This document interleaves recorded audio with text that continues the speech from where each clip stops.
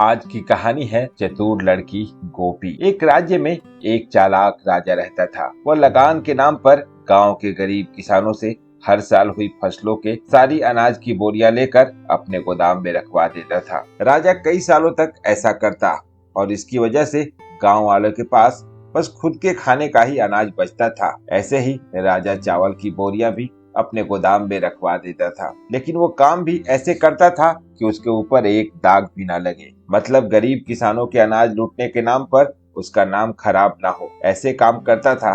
फिर जब राजा से कोई गांव वाला पूछता, महाराज आपने जो चावल की बोरियां रखी हैं वो आप हमें दे दीजिए, इस बार हमारी फसल अच्छी नहीं हुई है, तब महाराज बड़े ही चालाकी से कह देता, नहीं नहीं, मैं वो चावल और अनाज सब आप लोगों के लिए ही तो बचा रहा हूँ।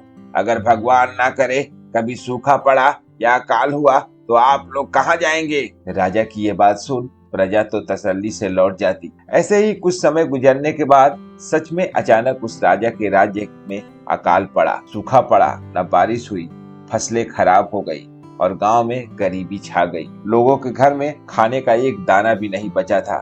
तब गांव के सभी लोग राजा के पास गए और हाथ जोड़कर कहा, महाराज आपने कहा था ना कि आपने चावल हमारे भविष्य के लिए बचाए हैं, तो कृपया आप हमें वो जमा किए हुए अनाज और चावल की बोरियां हमें लौटा दीजिए। राजा ने मन में सोचा कि पता नहीं सूखा कब तक रहेगा। अगर सारे अनाज और चावल की बोरियां वो गांव वालों में बांट देंगे तो कहीं उनके राज्य में सूखा न पड़ जाए। इसीलिए राजा ने बहुत ही खूबसूरती से कहा, देखो मेरे साथियों, हम सब जानते हैं कि सूखा तो पड़ा है, लेकिन अभी कितने ही दिन हुए हैं। ऐसे हार मान लेने से क्या होगा। तुम लोग और मेहनत करो और फसल उगाने की कोशिश करो।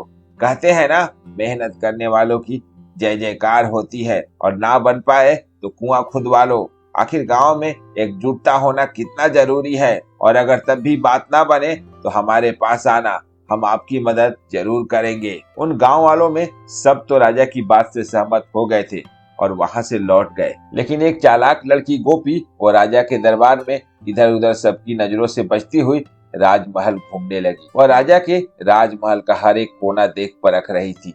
उसे बहुत मजा आ रहा था। घूमते हुए उसकी नजर राजा के गोदाम पर पड़ी, जहाँ बहुत सारे अनाज की बोरियां रखी हुई थी। गोपी ने देखा कि एक बोरी में से चावल गिर रहे थे। गोपी ने उन चावल को उठाया और भागने की कोशिश करती हुई राजा के एक सेनापति के हाथों पकड़ा गई। ए लड़की, तुम चावल चुराकर भाग रही हो। नहीं नहीं, मैं भाग नहीं रही थी, मैं तो चावल की बोरी में से जो दाने नीचे गिर रहे थे उसे राजा को लौटाने आई थी। राजा ने गोपी को अपने दरबार में बुलाने का आदेश दिया और फिर राजा ने कहा, ए लड़की, तुम तो बहुत ईमानदार हो। तुम चाहती तो चावल चुरा कर भी ले जा सकती थी, लेकिन तुमने मुझे वो चावल लौटा दिए।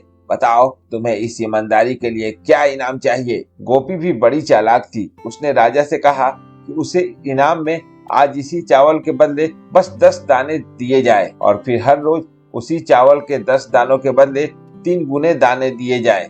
राजा ने कहा, तुम तो बहुत भोली हो। जब तुम इनाम में एक चावल की बोरी ही मांग सकती तो तुम बस 10 दाने ही मांग रही हो।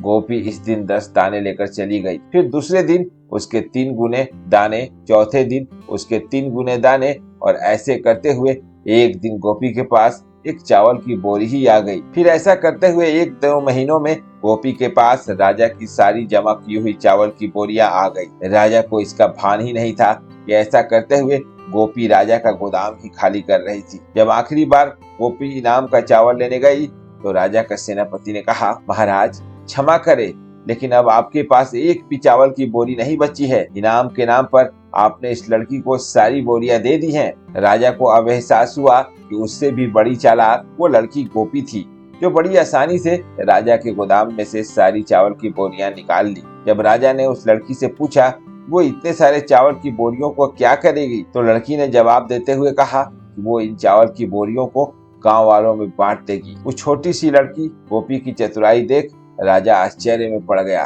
तभी तो कहते हैं ना, बुद्धि बाप से भी बड़ी होती है।